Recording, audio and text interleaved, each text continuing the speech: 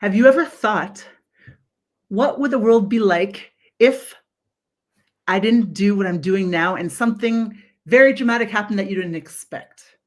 Now, I'm here with a very, very, very special guest who has something that she surely did not expect happen to her happen, right? Maryam, thank you for coming. Thank you so much for having me. Thank you.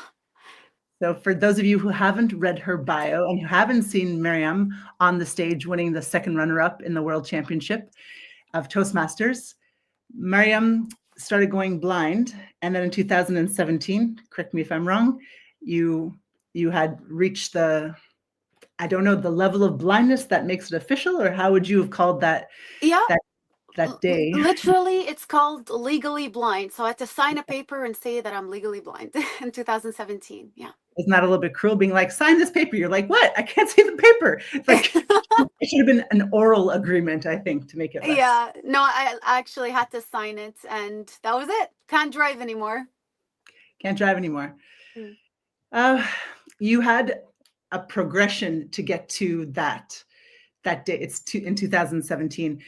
Do you know people, and how do you think it would have affected you, in your mindset and your positivity and your humor and your way of living your life beautifully and boldly, if it would have been more dramatic, like from one day to the next? Was the progress of adapting key to you thriving after the announcement?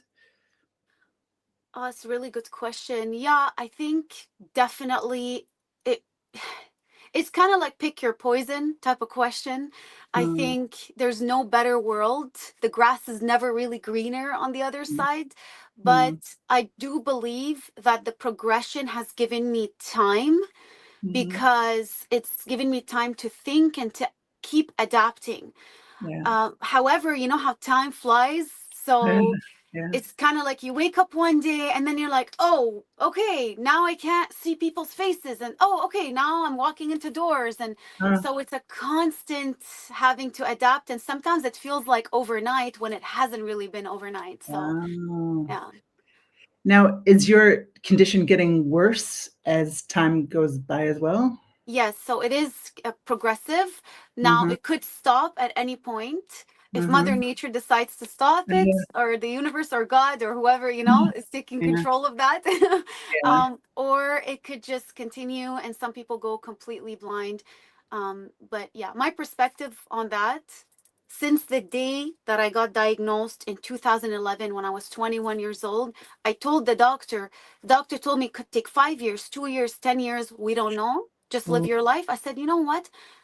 Not to be pessimistic or anything, but this is just very rational and logical. Is I don't even know how long I'm going to live for. So why am I going to worry yeah. about that every single day of my life? Wow. So were you always a child who was optimistic, and it's just this is something that's hit you in life? Or did you have to develop optimism when you had something unfortunate happen to you? Or maybe you don't even see it as unfortunate, but me, being a scaredy cat, does see it as unfortunate. Well, yeah, I've always been very bubbly, and I love people and I love life, and I just always wanted to live it. And I think it does. However, you can still be like that, and then a circumstance can really take you down. So I Mhm, think it took me some time to get back up. It did mhm, affect me. I did have a lot of negative days and negative feelings, and I really had to go through my cycle and my phase, and then grow and learn, and then come back up. So it did take me some time. I was not always super optimistic about mm. it. Yeah. Well, even just being optimistic is like, man, some days when I can't figure out how to edit my website, I'm like, worst day ever, like this, like pathetic, entitled white chick from small town Canada. Like it's just there's bigger, what's that expression? Bigger eggs to fry? No, there's Yeah, bigger problems, right? yeah, bigger fish to Oh, fry. fish. Oh, I hate Yeah. fish. Yeah. So are you the one, in your friends group and with your family, and if you have a partner, that are like, you know what, we need someone positive, we need someone who can solve problems, we're going to marry him? Oh, yeah. It's so funny because I get those days too, the ones that you're talking about, Yeah. where and I get that from the closest people to me. They're like, Miriam, the littlest things get you off so much, but like the big problems, you face them like there's nothing. So it's like, it kind of gave me a perspective because I do tend to have a microscopic sometimes approach or focus on little problems and I make them so much bigger than they are. And then my friend's like, but how do you deal with the big problem? I don't get it. It's like a breeze, you know? So Mm, I sometimes find myself in that situation too. But I also mm, have, of course, like my friends, definitely all my friends. Well, I have acquaintances and we have like the close friends, sure. right? They Yeah. always call me when there's problems, relationships, men, yeah, Uh, feeling down and I feel like it's just natural for me, I love it. I love people. I love being with people, listening to people, and to me so it's just like a natural thing. what, like, I feel very emotional about this, but like, what, I don't know if I can ask, but like, what do you miss seeing the most? Like babies or dogs or Oh, flowers? yeah, I thought of it and I've gotten that question. I had time to think about it, and it's Yeah. been kind of developing because, when I could see a dog and I could sometimes still see dogs, maybe I don't feel like I miss it because I can still somewhat see it, right? Mhm, mhm, But mhm. my answer is going to change throughout time, but I for sure know one thing, and that is I miss looking into people's eyes. I Oh, really miss that. I mm, really miss that connect because I love connecting with people. I love people, and it's like sometimes it's just there's that missing thing that I mm, want. The any way I can connect and communicate and feel and whatever, that like whole thing, when you're mhm, talking to someone, I just feel like I would want to take advantage of that. And just sometimes it's as simple as you're sitting at a restaurant and you make eye contact with mhm. the waiter, the waitress, like so much easier than Yeah, going like, yeah, yeah, that's like, yeah. yeah, it's Knocking just over the like, water. Yeah, yeah, sometimes it's simple like that, and other times it's as deep as like I want to connect with people, and they say the eyes are the windows of the soul, right? So yeah. yeah. So I have a quite philosophical question, if you want to go down this route with me. We used to do in Barcelona these eye contact experiments. So you would sit for Oh, 1 minute with a stranger, and I fell in love like 10 times. I was like, they oh, are in love with me, I'm in love with them, because 1 minute of contact is outstanding in this like busy world. mm, And is it the eyes? Is it the physical eyes? Because as I can see, you have normal looking eyes. You don't have, sometimes when people are mm. blind, they have like a blue gray kind of eye. So someone looking at you doesn't know you're blind by looking at you, correct? Yeah, it's true. I get that a lot. Like, oh, you don't, because like recently I've been wearing sunglasses when I go out. That's a whole Yeah. other story. I have photophobia from something else. Okay. So that's something else. But I wear my sunglasses and I always make a joke. I'm like, now I really look the role. I fit the role. I really do. So people would expect when I take them off that they're gonna see like just white, Yeah. or some weird look, but no, you don't have to have that. Some people are fully blind and can still have completely normal Mm, pupils and mhm, the physical eye look that you're talking about. mhm, But I think when you look into people's eyes, I know there's a scientific explanation that you produce more oxytocin and happy mm. hormones and Ooh, endorphins. And it's kind of like it's the phenomena of when a woman gives birth to a child and she mm, looks at her child for the first time, and they connect. There's this instant connections because they're looking at each other in the mm, eyes, so it's that's what it is. It's beyond the physical. It's way beyond it, and it's something very hard to explain because you can really feel you can see people's emotions mm. when you look at them in the eyes. You can read them more, and you can even see if they're about to lie. So these are things that Yeah. sometimes I need to focus on other cues. So, okay, so the philosophical part is like, is it the physical eye that allows you to know someone? Or if your eyes look normal and you feel a connection with someone, would they and you feel that bodily chemistry, that love feeling, even though you can't physically see their eyes in the way that you used to? Like a Yes. connection is still happening just because your eyes aren't able to see it. You're Yeah. feeling it though, right? It still happens. I can still feel, and even when I could see, I Mhm. was still quite intuitive when it came to that. Mhm. And some people are just more sensitive to it than others, or more Mhm. aware, maybe. I'm not too sure how to Mhm. word it, but it's definitely more than just the eyes. It's definitely, you can still feel it. The chemistry, I can tell if I'm getting along with someone right away. I can tell if I'm Yeah, attracted to someone right away. Uh, cool. and it kind of translates into, oh, I love your energy. Okay, so there was this experiment, and okay, it's not related to being blind, but a woman was blindfolded and she Mm, had 10 men in front of her that for 24 hours didn't shower, they exercised, and they didn't wear deodorant. Do you know okay. the study?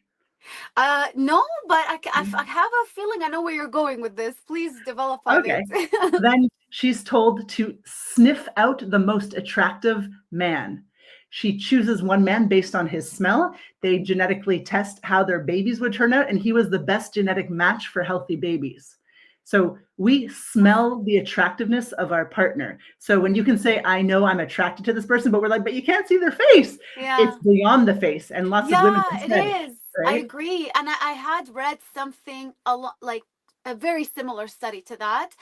I remember because when I was first starting to lose my eyesight, I saw this as like oh, I'm discovering a new part of me, and this is a project that I'm undertaking. So hey, and I always do research like, is it normal? I go on ChatGPT now and I'm searching, is it normal to blah blah blah? So I did search that up at some point because I felt, and I had a conversation like this with a friend, and I'm like, I feel like I can, it's weird, but I'm like, I feel like I can smell Ah, the attraction. I oh, literally described cool. it like that. And then when I searched it up, I saw that there was actually a Yeah. scientific, like, thing behind it. So it is 100% true.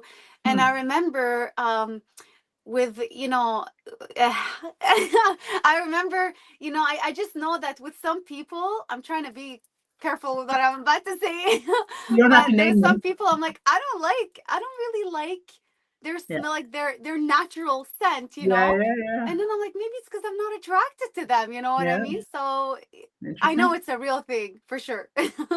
Well, Yeah. proven. Harvard said it was true, but until someone blind tells me it's true, it's like it could just be science, right? Or biased or whatever it is. So, Yeah. you had a career in makeup artistry, Yes.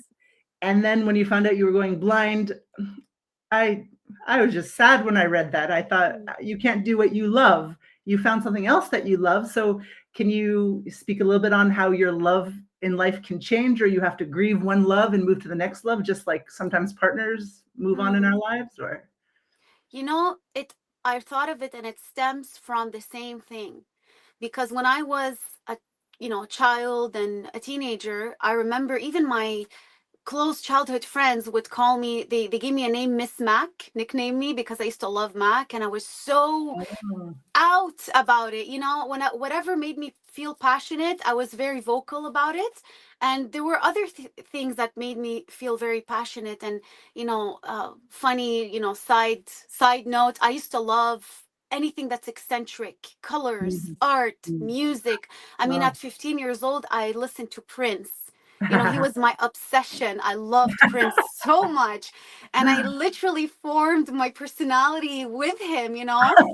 It's so funny because nobody knew about Prince when I was 15 years old, Okay. and I still love him so dearly. So, Mm, it was all that. It was all that, and I loved people and traveling. I had the chance to travel when I was younger because I had family in Europe.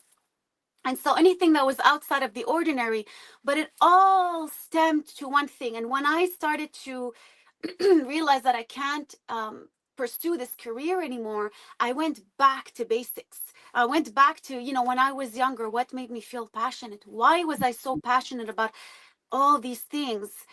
And then it all came down to one thing, and it was connection. and Mhm. connection with people.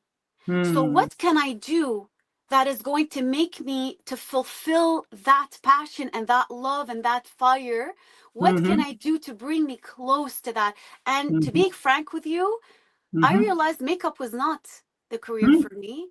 Okay. Public speaking was the career because I Yeah. wanted to be around people, Yeah. So it kind of, it's so funny because it Ah, kind of put me back on yeah. track. And Mm. I believe that when if you are derouted from your career, it's just a part of, because it becomes a part of your identity. That's Mm. how it was for me. That's why they called me Miss Mac. I became like Mm. Maryam, the makeup artist who loves makeup, and that's it. But that is just a part of your identity. It's a part Mhm. of you, and there's other parts of you that you can Mhm. discover. And that Mm. sometimes we're not pushed to do that because we Mm. don't face these Yeah. challenges. Yeah. Yeah. So that Wow. was it was really like that for me. But of course, there were so many other events that happened. I felt like a fraud. I was working for a very big, well-known makeup company for some time, and I did not want to tell them that I was losing my eyesight. And the way I Mm. got the job was just spontaneous. The manager came up to me and said, "Hey, I was describing a lipstick to a friend, and he said, I love the way you're describing the lipstick. Are you into makeup?" I said, "I'm a makeup artist." He said, "Why don't you come work for me? Just bring your Ah. CV." Yeah, bring your resume so the big boss can see that you applied. And Yeah. then I got the job 2 days later, but I was like, how am I going to do this? Like, this is going to be so Uh-huh. hard. Mm. So I just went along until it was just, it was too hard to hide. And Yeah. then I never told them, they never found out. No? And they just thought I was maybe not apt for the job, or Mm. that I was Mm. lost, or because they would say Mm. hi from far, I would miss, that. And Oh. I would have makeup all over my shirt at the end of the day. So very Um, funny things, I have to say. yeah. Looking back, it's hilarious. Hmm. Yeah. Well, it's beautifully ironic that I'm like discount blind makeup artist. Yeah. Good place, right? Uh, Exactly. Yeah. so I interview mostly funny people because I think, how the hell are you going to get through life if you don't laugh at the shit? a You hundred know, percent. and going blind, most of us would say is bad. Yeah. You are able to laugh at it. I'm allowed to laugh a little bit with you, and having that Yes. permission is just, Please. I think, what separates the positive people that we hang around with and the negative ones. Like, are you able to laugh at your own shit, your own flaws, your own blindnesses? We all have them in different ways. Much, well, not saying that we all have this situation, but tons of flaws, and not that it's a flaw. I don't know what I'm saying. Lots of stuff happens. Is it a choice for you to laugh at it? Like, of It- course, sometimes you probably cry at it, but do you try yeah. and help people in your training to laugh more? Is that part of your agenda?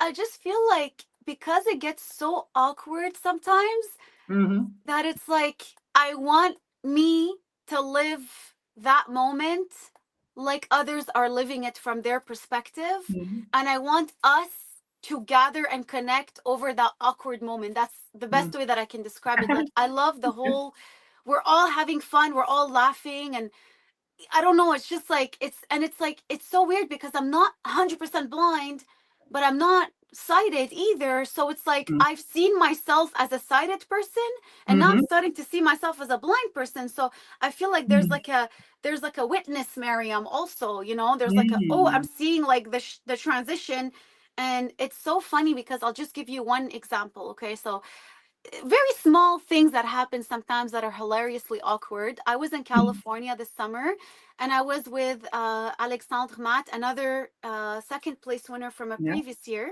I saw you And there. yeah, exactly. So I was with him, and we were walking You back didn't see me. to. Sorry? I said you didn't see me, but maybe I you didn't did. see you. I didn't see you. No, that's what I always tell people. I'm not gonna see you. You have to come say hi to me. But Yeah. you see, like we were walking back to the hotel from one hotel to the other, and there was someone else with us as well. And Alexandre was no, I was showing. I was showing him a video. Yes, I was showing him a video on my phone. I'm like, oh my God, I have to show you this really weird, eccentric, crazy song that I used to love, this band. And then I'm showing it to him, but then both of them are paused, and Alexandre is he's the perfect person to make like dark sarcastic jokes with about that. And he's like, he has this awkward smile, and I'm like, what's up, you know? And then he looks at the other person that was with us, and he's like, do we tell her? And I'm like, tell her what? And then he looks at my phone and he starts laughing. And then I look and I realize that I've been showing him the back of my phone the entire time. It was so funny. When I realized it, I swear Aw, I fell. I fell to the ground and I couldn't stop laughing. I was on the floor and Alexandre was trying to help me get back up. And I'm like, I can't. This is too aw. funny.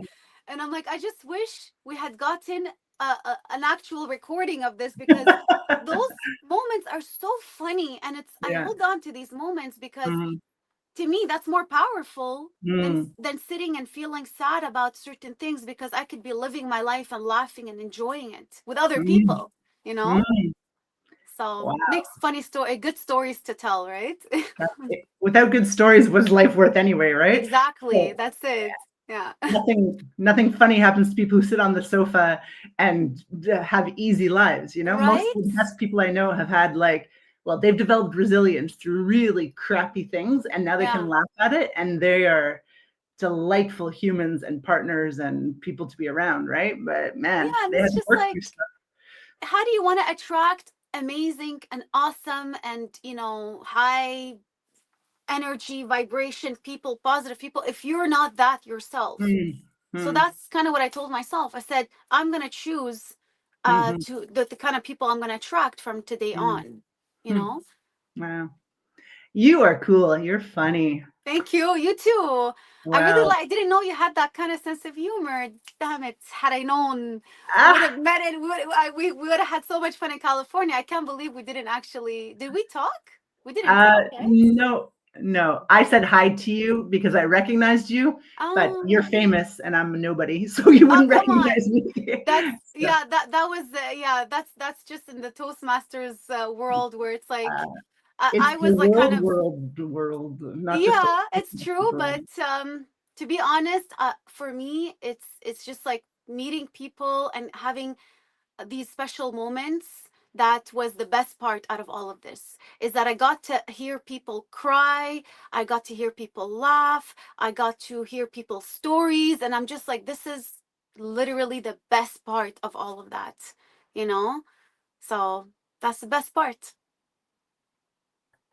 I had a little tech thing, so I didn't hear all of that, but everyone listening heard all of that, so that's I great. didn't, yeah, I didn't see anything. See, isn't that cool? You're the perfect person to go eat ribs with. I could have ribs all over my face, have a spinach salad, and you would love me all the same. You wouldn't judge me for my Exactly. I eating. wouldn't know. And like, it's so funny because, like, dinner, this is the most hilarious moments. Oh, I've had chopsticks fly out of my hands. And I always do the funniest things when it comes to dinner, especially if I know that I need to be careful. But in California, when we went, we ate, I really wanted to try waffles and fried chicken. Oh And yeah, everybody, yeah, like the really bad, like the very, yeah. I'm like, I'm in the American States, I'm in poutine. Cali, I've never had that before, I've been working out all summer, like I'm gonna go for it. And I had fasted all day, I was fasted, so Oh, I'm like, okay, we're going at it. And I'm telling you, you should have, I'm sure people were like, they're looking at me like, okay, very interesting. So I'm like, uh, this is great. I was eating with my hands. The chicken was like this. And then I was dipping the sauce. And then my friend next to me is like, do you want mine? I'm like, yeah, sure. And when we ordered, I'm Feathers like, were flying. I'll take half the chicken. And everyone else was like, I'm taking a quarter. I'm like, no, what quarter? I want half. Like, Yeah. yeah, it was really Oh, funny. Yeah. that's lovely. That's lovely to laugh. And I want to like applaud you. You made it to the world championship, the top three. You were the top third in the world. Like, were you the only legally blind person to ever place?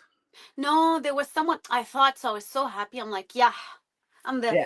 I'm the the first blind woman, Yeah. but not really. There was someone, I think, in the I think it was in the late 60s, early 70s, or in the 90s. I'm not sure, but there was someone, and I should shame on me for not knowing her name.